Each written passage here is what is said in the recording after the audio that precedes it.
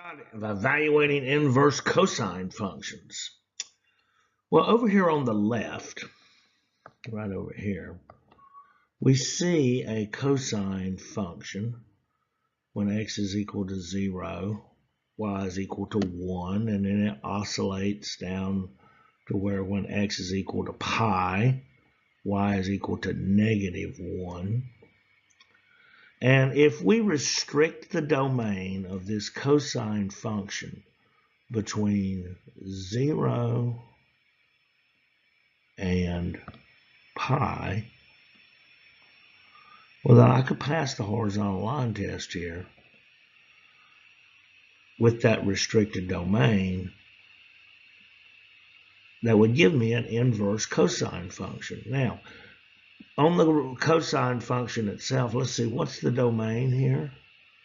The restricted domain. If I restrict the domain between that interval 0 and pi, what's my range here? Well, my range is -1 to 1. Okay, that's the range of that function. Which means then, for the inverse function, based upon that restricted domain of the cosine function, what's my domain going to be on this inverse cosine function? Well, the domain is going to be -1 to 1. And what about my range? Well, my range is going to go from 0 to pi. We're just swapping the places. We're swapping the domain and the range. That's kind of the definition, if you will, of an inverse function. Now, think about applying that to the unit circle. All right, well, if the domain is -1, if the cosine is -1, where is that on the unit circle? Well, that's at pi. And what about when the cosine is equal to 1? Where is that on the unit circle? Right here at 0, 0 pi.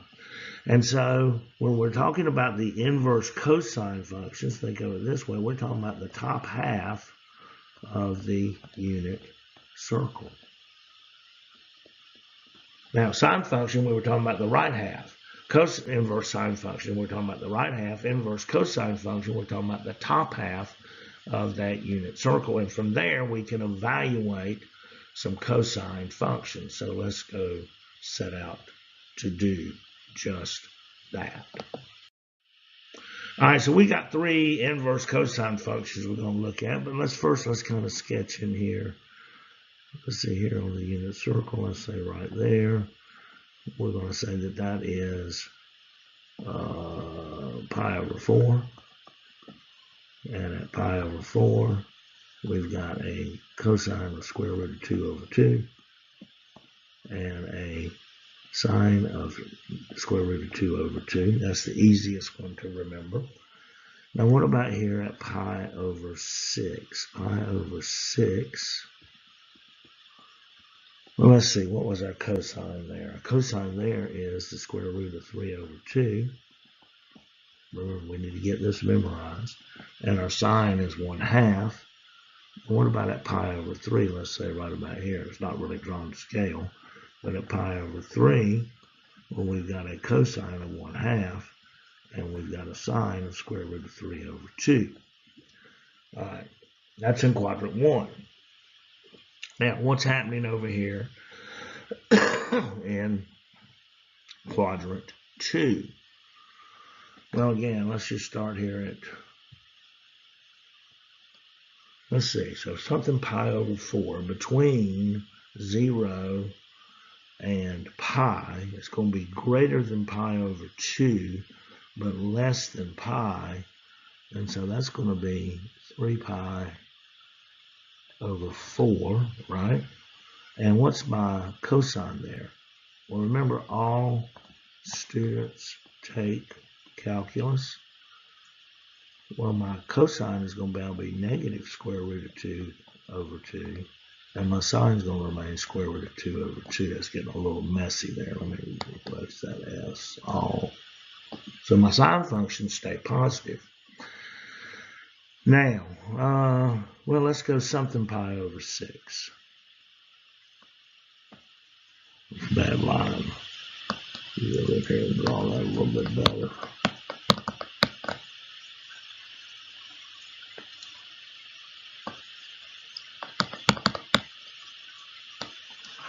Well, it doesn't want to erase. Let me hit this. See if I can get this thing to erase. Don't know what's happening there. Well, let's see if I can just draw that a little bit better. Let's say that that is something pi over 6. Something pi over 6.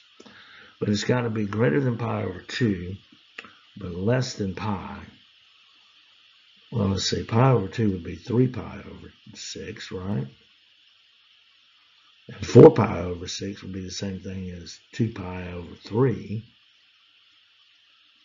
So there at pi over 6, it must be 5 pi over 6. And then what about up here at something pi over 3? Well, I think we just described it, didn't we? Something pi over 3, but less than, so that's got to be 2 pi over 3. Now, at 5 pi over 6, what's my cosine going to be? Well, it's going to be negative square root of 3 over 2. And my sine is going to remain positive 1/2. And what about 2 pi over 3? Well, it's going to be negative 1/2. And the sine is going to be square root of 3 over 2. We're focusing on cosine left. Okay, well, there we go. All right. So we're asked to find the inverse cosine when that is negative square root of 3 over 2. Well, since I've got this unit circle memorized, that's going to be pretty easy because at 5 pi over 6, remember that inverse is giving us the angle measurement, theta, measure of theta. We're in radians, 5 pi over 6. What about the arc cosine or the inverse cosine of 2.5? Well, what's my range? My range is going from 1 to negative 1, isn't it? Well, how could it be 2.5? It can't be. So this does not exist. It exceeds my range. And then lastly, what about the inverse cosine of negative 1/2? Well, let's see that right there. Negative 1/2 at 2 pi over 3. And Shazam, there we go. Memorize that unit, the sine and the cosine and sine functions at those general angles. And it doesn't become too difficult.